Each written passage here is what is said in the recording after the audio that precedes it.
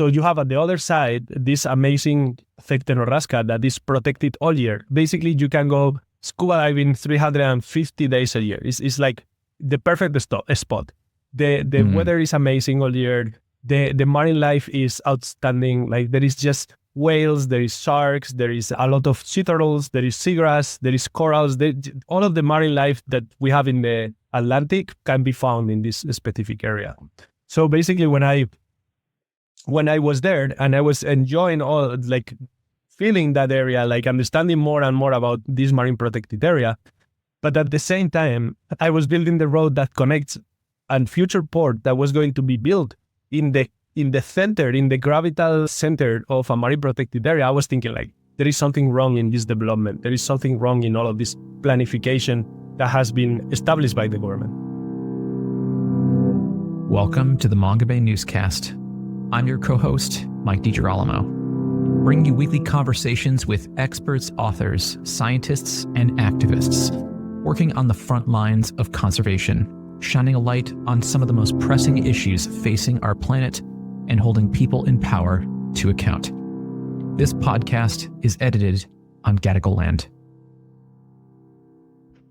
Today on the newscast, I speak with Carlos Mallo Molina, founder and CEO of the nonprofit Innoceana.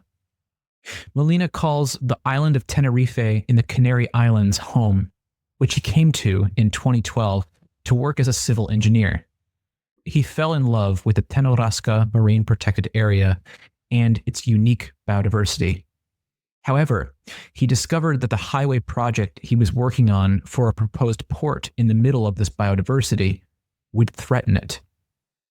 Molina left his job and began campaigning against the very project he was helping to build. In part due to his efforts highlighting the project's impacts, the Canary Islands government shut the project down in 2021. Instead, it approved an environmental education center in its place. For his work and his influence, Molina was awarded the 2025 Goldman Environmental Prize. In this conversation, Molina talks to me about his deep connection with the ocean, what led to his decision to leave his lucrative career, the unique biodiversity of Tenerife, and what he hopes to achieve in the future. He also explains to me the immense pressure the Canary Islands face as a leading European tourist destination, which the islands both rely upon and negatively impacted by. He details the conflicting sentiments of local communities wanting employment from this sector versus those seeking to preserve the island and its waters. But Molina expressed hope that the Canary Islands is beginning to see the tide turn towards sustainable tourism and valuing environmental protection. Hi, Carlos. Thank you for joining us. Welcome to the Mongabay newscast, and congratulations on being awarded the Goldman Prize. Thank you, Mike. It's my pleasure to be here. So first, can you take us back to the beginning of your story? Like you worked as a civil engineer in Tenerife, but you became concerned about the environmental impacts of this port project. Take us back to the beginning of your story. Yeah, and maybe my story started even before that, because my dad was a civil engineer who was building ports in the Spanish coastline. So I was always very binded to the ocean and very connected. And I was I was a diver since I was a kid. And I think that connected me to the ocean in a very deep way, but also seeing my dad and your father is an engineer, successful. I wanted to follow the path. So I actually followed the path and studied civil engineer myself. And then I moved to Tenerife in my first project. And that's where I started just being myself a real civil engineer in charge of major construction projects. But at the same time, Tenerife is a blue island. Everything is connected by the ocean there. Wherever you are, you see the ocean. And I think that was kind of where I clicked, and I was like, okay, this place is just needs to be protected. So in what sort of clicked in your brain where you thought it needs to be protected? When did you start to become concerned?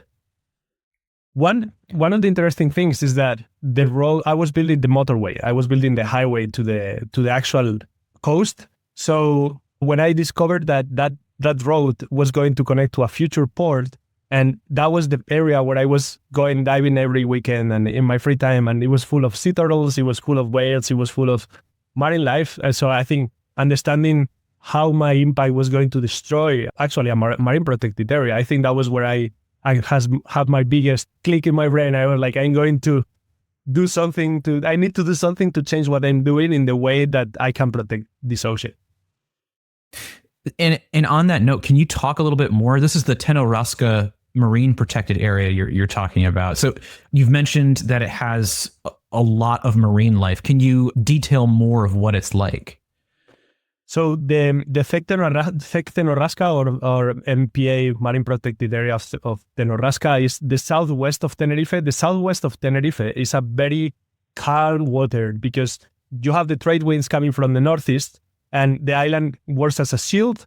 So you have at the other side this amazing Teno-Rasca that is protected all year. Basically, you can go scuba diving 350 days a year. It's like the perfect spot. The weather is amazing all year. The marine life is outstanding. Like there is just whales, there is sharks, there is a lot of sea turtles, there is seagrass, there is corals. All of the marine life that we have in the Atlantic can be found in this specific area.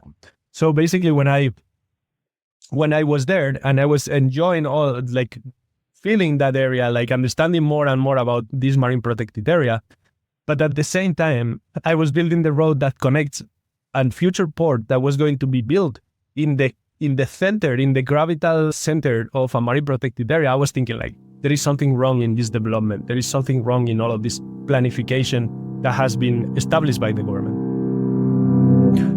Hey, and thanks for tuning in to listen to the first few minutes of this interview. There's a lot more to it. So if you want to hear the full conversation, find the Mongabay newscast wherever you get your podcasts from and click subscribe. You can also get each new episode straight to your inbox by subscribing to Mongabay's weekly newsletter at mongabay.com. If you really want to help support us, you can also donate to us at patreon.com/Mongabay. Don't forget to leave a review, and thank you as always for listening.